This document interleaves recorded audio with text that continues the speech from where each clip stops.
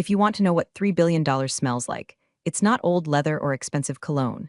It smells like ozone, lukewarm filtered water, and the terrifying, antiseptic silence of a conference room on the 45th floor, where the air conditioning is set specifically to keep human empathy at absolute zero. I was sitting there, staring at the signature line on a contract that was thick enough to stop a small caliber bullet, feeling the familiar hum of adrenaline that comes right before the ink hits the paper. This wasn't just a deal. This was the culmination of 6 months of my life spent in airport lounges and negotiating with regulatory bodies that make the IRS look like a charity organization. I'm Riley. I'm the strategic partnerships lead for a tech firm that everyone in New York thinks they know, but nobody actually understands. I'm the mechanic who goes down into the engine room of the Titanic and makes sure the turbines are actually turning while the captain is busy waving at the icebergs. The telecom deal was supposed to be impossible. Everyone said the Europeans would never sign over that level of data integration. But I knew something they didn't. I knew their lead negotiator had a weakness for strict punctuality and hated ambiguity. So, for 6 months, I was a metronome. I was precise, I was boring. And today, boring was about to pay for the new wing of our headquarters. Harold, our VP, was sitting across from me, sweating through a shirt that probably cost more than my first car. He looked like he was vibrating. That's the thing about the visionaries in this industry. They love the idea of the money, but they vomit at the sight of the work required to get it. I slid the pen across the mahogany table. The European counterpart, a man made of gray steel and silence, nodded at me. Not at Harold, at me. He signed. That split second of validation where the competence speaks louder than the title. If you're listening this and you've ever had to save your boss's ass without them even realizing they were in danger, do me a quick favor, hit subscribe and maybe upvote this story, because what I'm about to tell you is going to be cheaper than therapy and more satisfying than watching your ex trip on a sidewalk. It really helps get these confessions out there. So, the deal closes, champagne pops. Harold is suddenly the loudest guy in the room, slapping backs, talking about synergy and paradigm shifts like he didn't spend the last 3 meetings scrolling through golf course reviews on his iPad. I stood by the window, looking out at the Manhattan skyline, feeling that quiet, steel-reinforced satisfaction. I thought the hard part was over. I thought the war was won, and I could finally take a weekend off to remember what my apartment looked like in daylight. I was an idiot. The hangover from the victory lasted exactly 48 hours. On Monday morning, Harold called an emergency all-hands meeting for the executive leadership team. Usually, these meetings are just Harold liking the sound of his own voice. But the energy was different. It was frantic, nervous. He walked in with a young woman who looked like she had been generated by an AI prompted with arrogant influencer with an MBA. She was wearing a blazer that was cut aggressively sharp and heels that were designed for sitting, not walking. Team, Harold said, his voice cracking just a little, the way it always did when he was doing something he knew was defensible only by blood. I want you to meet our new director of innovation. This is Harper. Harper. Of course her name was Harper. She didn't smile, she smirked. It was the kind of smirk you see on people who have never heard the word no without immediately following it with a call to a lawyer. Harold continued, Harper comes to us with a fresh perspective from graduate school. He didn't mention which school. He didn't mention her previous experience, mostly because her LinkedIn profile probably listed Chief Vibe Officer at a startup that folded in 3 months. Hi everyone, Harper said. Her voice had that vocal fry that sounds like sandpaper on a chalkboard. I've been looking at the workflows here and honestly, it feels a little dinosaur. We're going to pivot. We're going to disrupt ourselves before the market disrupts us. I felt a cold prickle at the base of my neck. I looked around the room. The CFO was staring at his coffee cup like he wished it was whiskey. The general counsel was aggressively cleaning his glasses. No one said anything. They all knew who she was. We all knew Harold's last name, and we all knew hers. This wasn't a hire, it was an inheritance. Riley, Harold said, pointing a sweaty finger at me. Harper's going to be shadowing you on the upcoming Chen investment round. I want her to get her hands dirty on the big stuff immediately. The Chen investment, $3 billion. Wallace Chen, the man who ate executives for breakfast and used their business cards to pick his teeth. Harold wanted to throw this glitter-covered grenade into the bunker with the most dangerous investor in the hemisphere. Shadowing? I asked, keeping my voice level, the calm authority mask bolted tight to my face. Harold, the Chen deal is in the delicate phase. Wallace doesn't like new faces. He'll love this face, Harper interrupted, winking, in a board meeting. Besides, Riley, no offense, but your strategy seems a little traditional. I think Wallace wants to see the future. The future, I repeated, deadpan. Exactly, she said, leaning back and putting her shoed feet on the rung of the chair next to her. I'm here to bring the juice. I looked at Harold. He looked away. He knew. He knew he was handing the keys to a Ferrari to a toddler who had only ever driven a tricycle in a padded room. But he was weak and she was his blood, and in corporate America, blood is thicker than competence, thicker than profit, thicker even than the survival instinct. I didn't argue. I didn't fight. I just nodded, picked up my notebook, and wrote a single line in my crisp architectural handwriting: document everything. The storm wasn't coming. It was already in the room, wearing designer perfume and looking at me like I was the help. I walked out of that meeting knowing two things. First, that this company was about to bleed, and second, that if I wasn't careful, Harold and his little princess were going to use me as the tourniquet.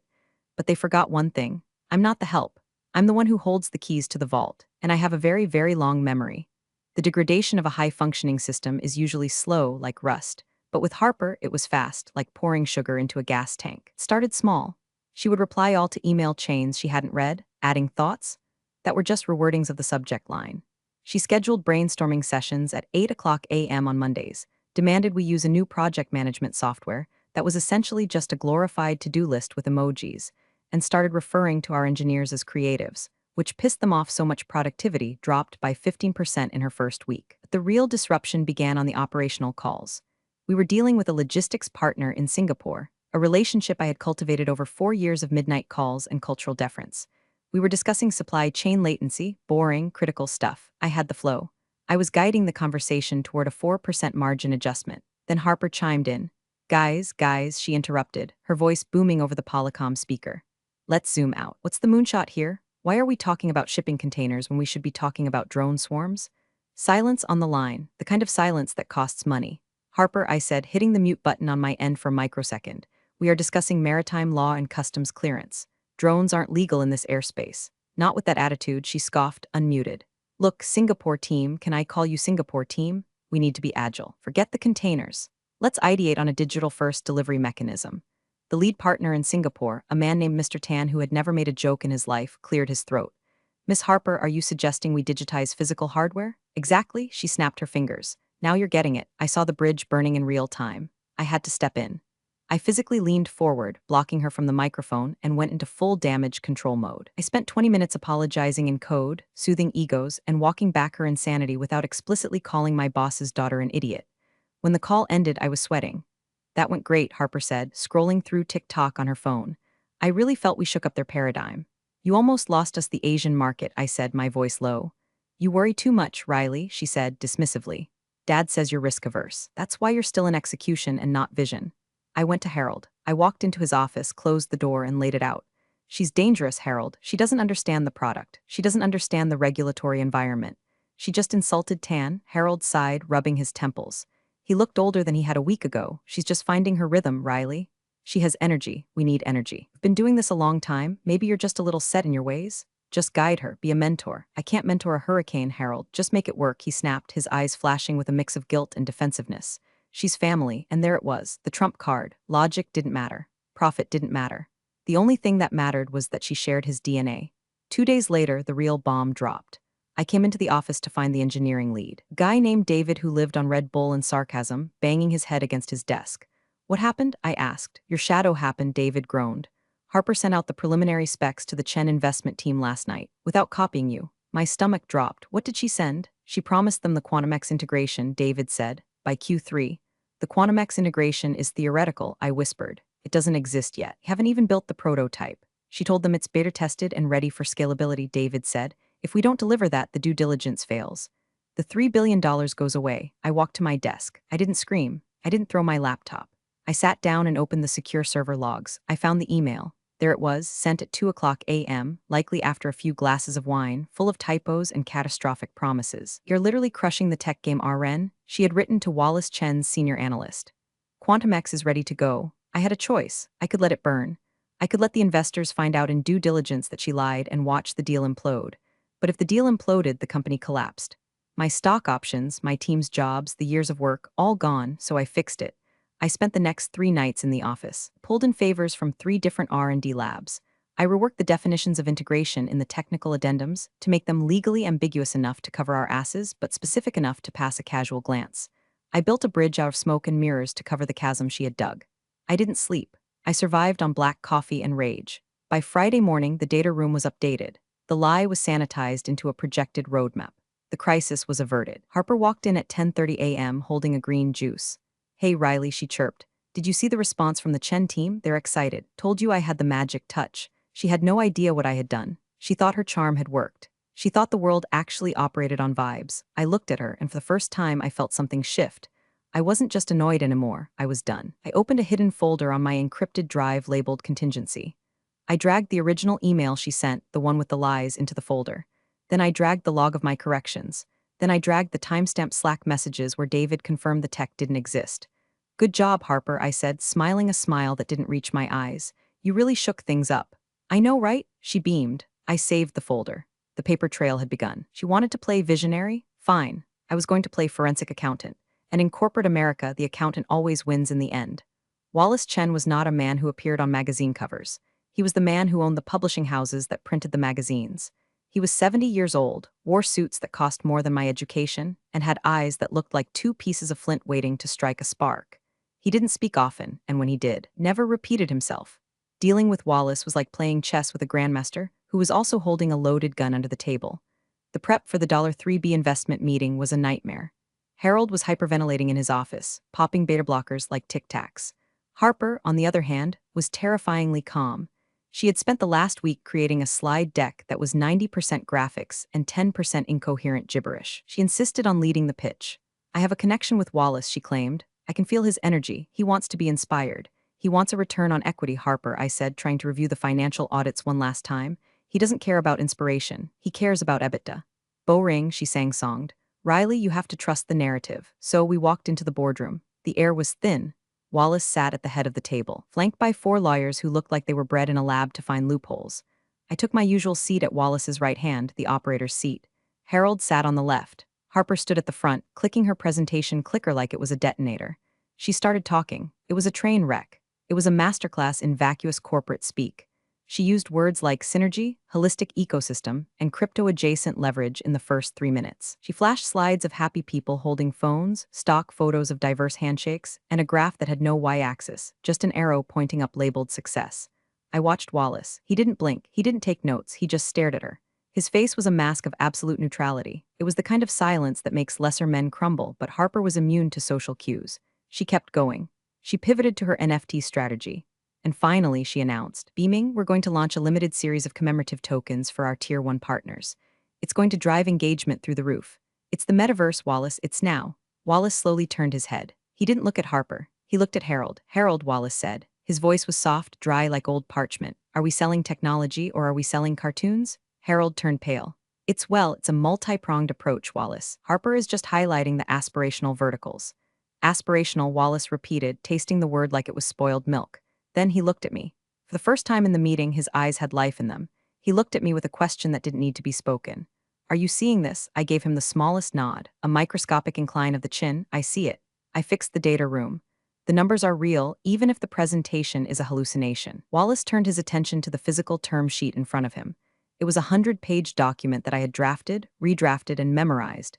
He flipped past the financials. He flipped past the regulatory compliance. He stopped on page 84. I knew exactly what was on page 84. Section 12, paragraph C, human capital retention. He took a gold fountain pen out of his pocket. He circled something on the page. He didn't write a note, just circled it twice. Then he looked up at Harper, who was now rambling about viral loops. Miss Harper, Wallace interrupted. Call me Harper, she smiled. Miss Harper, he continued, ignoring her request. Your enthusiasm is noted. Please sit down. I have questions about the supply chain integration. He turned his body away from her, effectively cutting her out of existence, and faced me. Riley. The latency figures in the Singapore market. Explain them. Harper's smile faltered. She stood there, clicker in hand, awkwardly frozen. I can take that, she stammered. The moonshot is Riley, Wallace said, sharper this time. I leaned forward. The latency is down 4% due to a renegotiated customs protocol, Wallace. We sacrificed some margin on the front end to guarantee 99.9% uptime. It's an Appendix B. Wallace nodded. Good, smart trade. He closed the folder. He kept his hand resting on it. Specifically, his hand was resting on the section he had circled. Harper sat down, sulking, checking her phone. Harold wiped sweat from his forehead. They thought they had survived. They thought Wallace was just being old school. But I knew better. Wallace Chen didn't circle things for fun. He had found the lever. He had found the one thing in that document that mattered more than the NFTs or the buzzwords or Harold's desperate grin. He had found the kill switch. And as he looked at me one last time before ending the meeting, I realized he was just waiting to see if anyone was stupid enough to press it. The retaliation was clumsy, which made it all the more insulting. If you're going to stab someone in the back in a corporate environment, you use a scalpel, not a rusty spoon. But Harper was all blunt force trauma. It started the Tuesday after the pitch meeting. I tried to log into the shared executive calendar to schedule the follow-up diligence call with Wallace's team. Access denied. A little red box popped up, contact administrator. I tried to open the Chen deal final drafts folder on the server. Access denied. I sat back in my chair, sipping my lukewarm coffee. I didn't call IT. I knew what this was. This was the digital equivalent of changing the locks while your spouse is at the grocery store. Then came the email. It wasn't from Harper. It was from Harold, but the syntax was all wrong. Harold used commas like they were going out of style. This email was a stream of consciousness block of text. Subject, org chart realignment / vision forward Riley. As we pivot toward the closing of the Chen investment, we are looking at streamlining our leadership optics. Harper has expressed a desire to take point on the finalization phase to better align with the new innovation strategy. Given budget concerns and the need for a fresher narrative, your role is being reviewed for potential restructuring post-close. In the interim, please route all investor comms through Harper directly. We appreciate your support in this transition. Restructuring.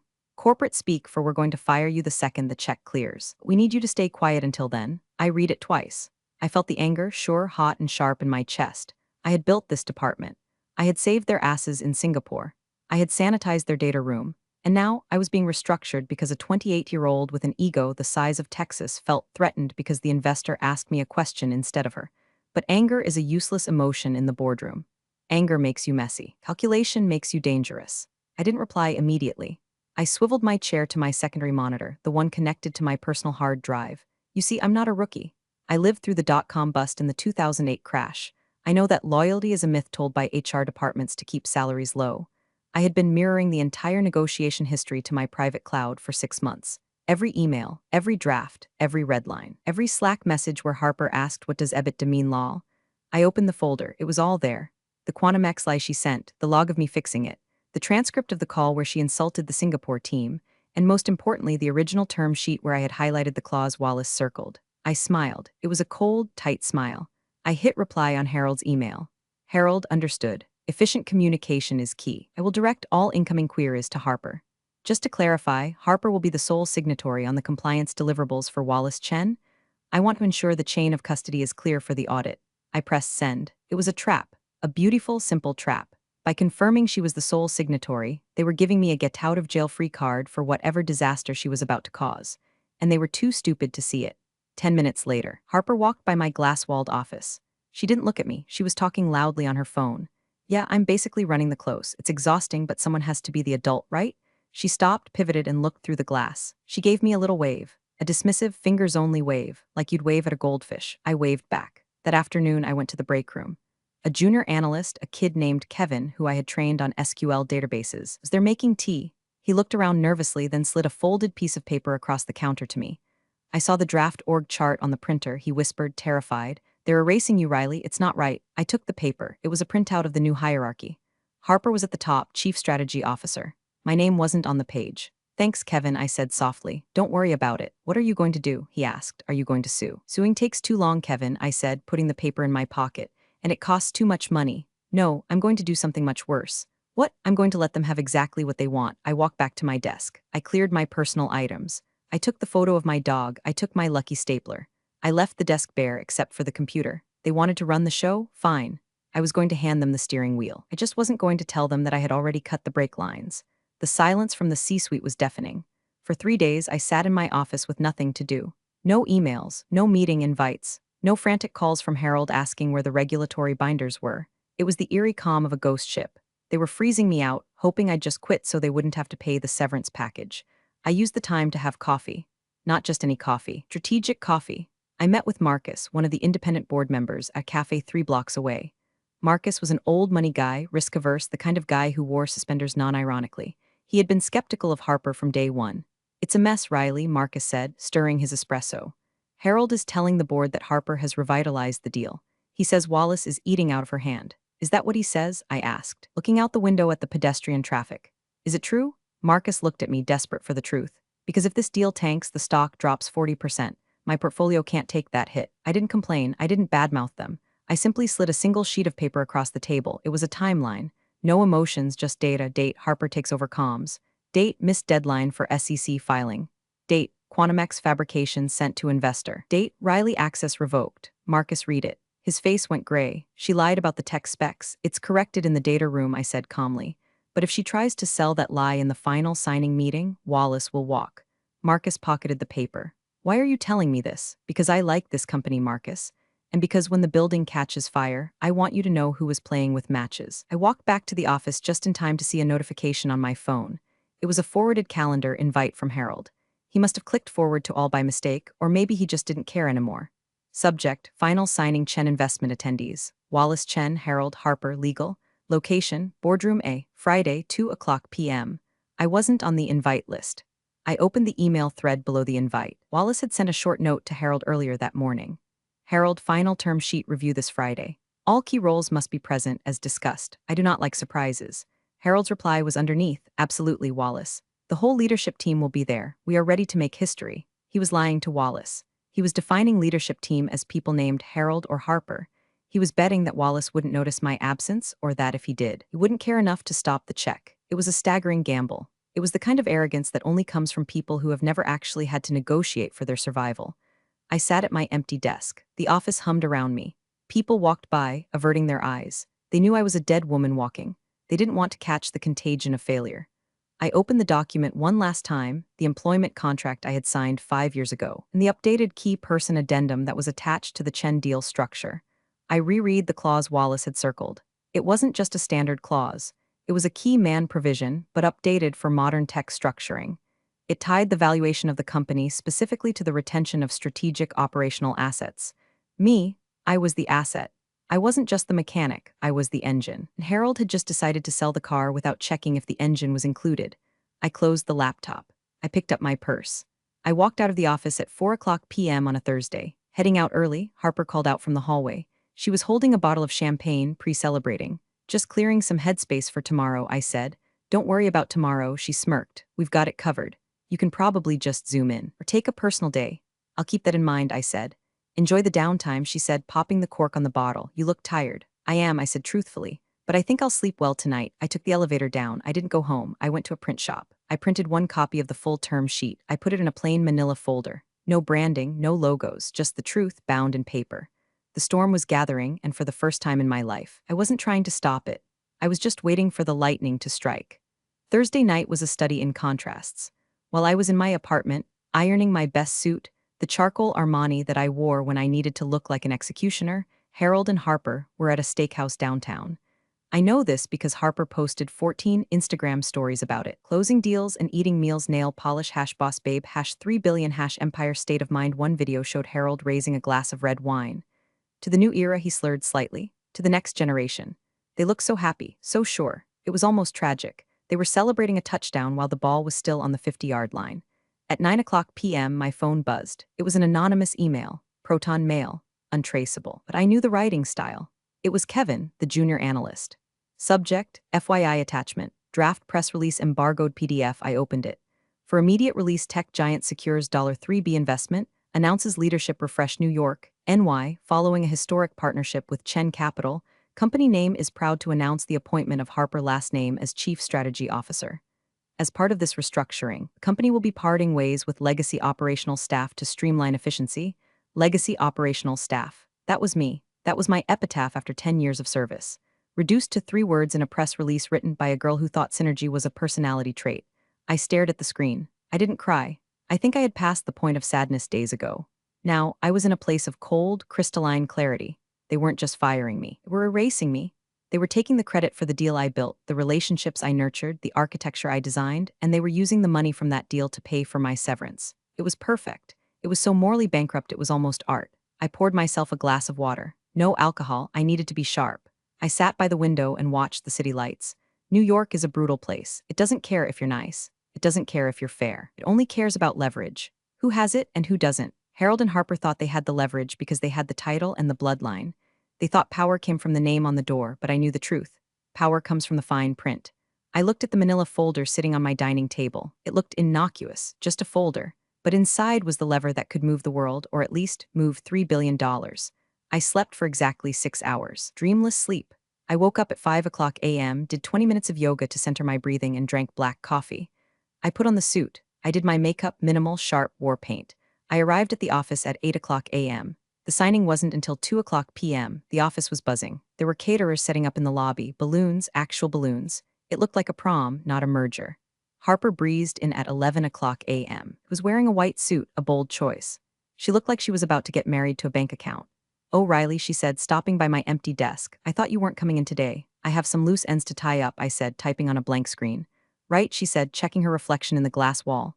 "Well, feel free to grab a cupcake from the lobby, but maybe steer clear of the boardroom later. It's going to be pretty high level. Strictly key players." "Understood." I said, "Strictly key players." She walked away, her heels clicking a rhythm of unearned victory. I waited. I watched the clock. 1 p.m., 1:30 p.m., 1:45 p.m. I saw Wallace Chen arrive. He walked with his entourage, a phalanx of dark suits. He didn't look at the balloons. He looked straight ahead. He walked into the boardroom. Harold followed, looking nervous but excited. Harper followed, practically skipping. The legal team filed in. The door closed. The meeting began. I stood up. I picked up my manila folder. I walked down the hallway. The assistant outside the boardroom tried to stop me. "Riley, sorry, the list is closed." I didn't stop. I didn't even slow down. I pushed the heavy oak doors open and walked into the lion's den. The sound of the door opening was louder than I intended. It echoed off the glass walls and the polished mahogany table. Every head turned. Harold froze mid-sentence. He was standing at the head of the table, holding a glass of sparkling water. Harper was seated next to him, looking annoyed. Wallace Chen sat opposite them, his face unreadable, his hands folded on the table. "Riley," Harold stammered. We're in the middle of the final review." "I know," I said. My voice was steady. Calm, the voice I used when the servers were melting down. "I'm here for the signing." Harper stood up. "Riley, we discussed this. This is a leadership meeting. You're not needed here." "Actually," I said, walking toward the empty chair next to Wallace, "my chair, I think I am." "This is embarrassing," Harper sighed, looking at Wallace with a performative roll of her eyes. "I'm so sorry, Wallace. We have some personnel issues we're working through. Some people have a hard time letting go." Wallace didn't look at her. He was looking at me. His eyes tracked me as I pulled out the chair and sat down. I placed the manila folder on the table. "Personnel issues," Wallace repeated softly. "Yes," Harper said, emboldened by his acknowledgement. She turned to me, her face hardening. She decided to do it right there. She wanted to show Wallace she was the boss. She wanted the kill. "Riley," Harper said, her voice loud, projecting for the room. "Since you can't take a hint, I'll make it clear. We're restructuring the team. We need fresh vision. You're fired. Please leave the building immediately or I'll call security." The silence that followed was absolute. It was a vacuum. The air left the room.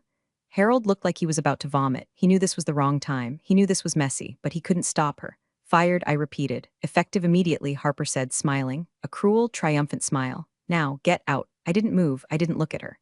I turned my head slowly to the right and looked at Wallace Chen. "Wallace," I said, "it appears I am no longer an employee of this company." Wallace lowered his eyes. He reached into his pocket and pulled out his fountain pen. He uncapped it. "Who?" Wallace asked. The question hung in the air. Harper blinked. "What? Who what? Who is fired?" Wallace asked, his voice devoid of any emotion. Harper pointed a manicured finger at me. "Riley, she's legacy staff. We're clearing the deck." Wallace nodded slowly. He looked at Harold. "Harold, is this accurate? Is Riley no longer with the firm?" Harold stuttered. "Well, Wallace, it's a strategic shift." "We felt that. Is she fired?" Wallace barked. The sound was like a whip crack. "Yes," Harold whispered. "Yes." Wallace didn't scream. He didn't flip the table. He simply closed the leather-bound folder in front of him, the one containing the $3 billion investment agreement. He screwed the cap back onto his pen. "Then this meeting is over," Wallace said. He started to stand up. "Wait," Harper shrieked. "What are you talking about? We're here to sign. The deal is done." Wallace stopped. He looked at Harper with a mixture of pity and disgust. Then he looked at Harold. "You didn't read the term sheet, did you, Harold?" "Legal, read it," Harold gasped. "We all read it." "Not closely enough," Wallace said. He reached over and pulled the manila folder I had placed on the table. He didn't need to open it. He knew what was inside. But he opened it anyway. For theatrical effect. He turned to page 84. "Riley," Wallace said, "would you like to explain Section 12 to your former employers?" I leaned forward. I looked Harper dead in the eyes. "Section 12, paragraph C," I recited from memory. "The key person dependency clause. It states that the investment is contingent upon the continued employment and operational authority of specific key personnel, deemed critical to the asset's stability." Harper laughed, a nervous, high-pitched sound. "Yeah, like Dad and me." "No," Wallace said, "not you." He spun the document around and slid it across the table. He pointed to the names listed under the clause. There was Harold's name, and there, right below it, was mine. Riley, last name, head of strategic partnerships. "If Riley leaves," Wallace said, his voice ice cold, "for any reason, termination, resignation, or death, prior to the vesting period of 24 months, the deal is void. The valuation resets. The offer is withdrawn." Harper stared at the page. Her mouth opened, but no sound came out. Harold grabbed the paper. His hands were shaking so hard the paper rattled against the table. I didn't know. I thought it was just standard boilerplate." "I don't do boilerplate," Wallace said. "I invest in competence." And frankly, Harold, the only competent person I have met in this entire building is the woman you just fired. Wallace stood up fully now. He buttoned his jacket. So Wallace said, you have a choice. You can walk away from $3 billion or you can walk away from your daughter's tantrum. The trap had snapped shut and they were both caught in the teeth. The room was spinning for Harold. I could see it in his eyes. He was doing the math. $3 billion meant his retirement. It meant his legacy. It meant the golden parachute he had been dreaming about for 20 years. On the other side of the scale was Harper, his daughter, the visionary. Harper, to her credit, didn't understand that she had already lost. She was still fighting a battle that ended 5 minutes ago. This is ridiculous, she scoffed, though her voice wavered. It's a contract. We can amend it. Wallace, surely we can redline that name out. Put me in. I'm the CSO.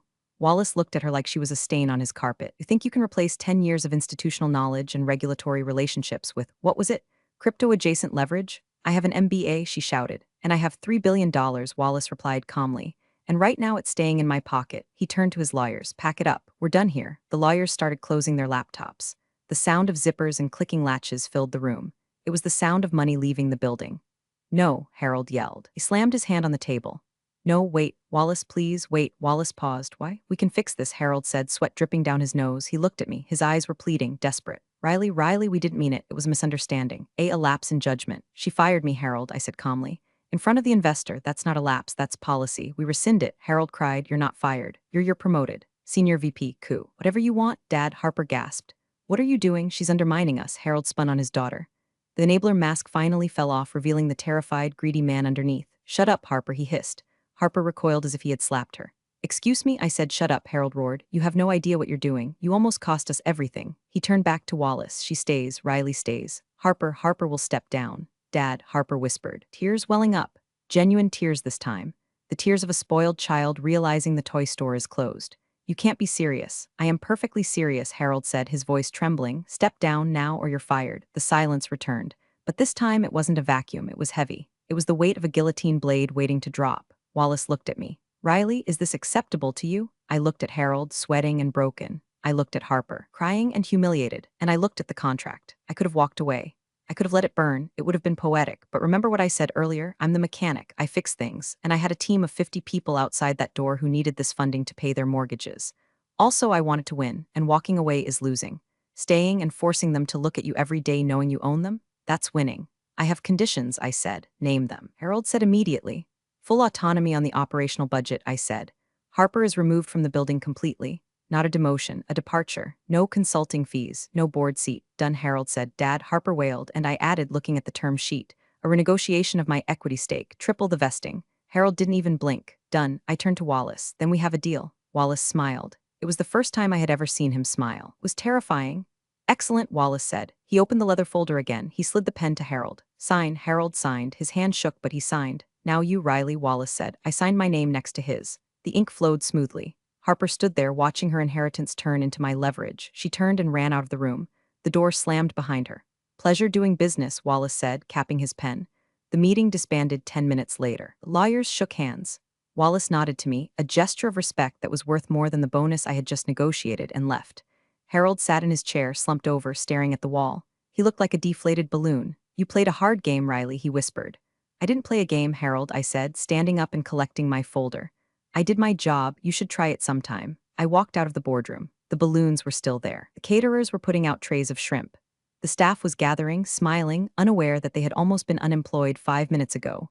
I walked toward the elevators. I needed fresh air. I needed to wash the smell of desperation off my suit. I heard sobbing from the emergency stairwell. I pushed the heavy door open. Harper was sitting on the concrete steps, her white suit smudged with dust, crying into her phone. He chose her over me. She was saying to whoever was on the other end. Probably her mom or her Reiki healer. It's so unfair. I had a vision. She looked up and saw me. Her face crumpled into a mask of hatred. You realized you ruined my life, right? She spat. You think you're so smart. You're just a bureaucrat. I stood on the landing looking down at her.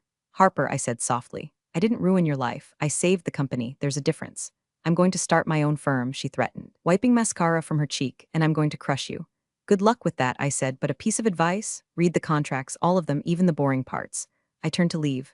Wait, she called out. How did you know? How did you know Wallace would back you? I paused, hand on the door handle. Because Harper, I said, Wallace likes money, and I'm the one who makes it. You're just the one who spends it. I walked out onto the street. New York air was cold and smelled of exhaust and roasted nuts. It was the best thing I had ever smelled. I checked my phone. The press release had gone out, but it was different. Tech giant secures $3B investment. Riley last name promoted to chief operating officer. There was no mention of Harper. It was like she never existed. I walked to the corner and hailed a cab. I wasn't going to go celebrate. I wasn't going to post on Instagram. I was going to go home, pour a glass of expensive scotch, and sit in silence. We won. The competent people won. It doesn't happen often. Usually the Harpers of the world fail upwards and the heralds protect them and people like me get restructured into oblivion. But today the fine print held up. I looked out the window as the city blurred by. I felt healed, not happy exactly, but balanced. The scales had tipped back. And to the guy who fixes the AC on the 45th floor, I see you. Keep the air cold. We need it to keep our blood from boiling. I'm Riley. I'm the COO, and I'm never signing a document without reading the footnotes again. Some people confuse nepotism with power, until real money walks in and reminds them who actually holds the pen. Riley didn't need to argue, shout, or defend herself. She just let the paperwork speak.